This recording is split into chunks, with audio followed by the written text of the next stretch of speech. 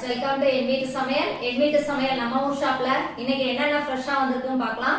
Red banana malt, mix fruit malt, இங்க நேந்திர banana malt. இது இன்னைக்கு காய வச்சிருக்கோம், சாயங்காலம் தான் பேக்கிங் ஆகும்.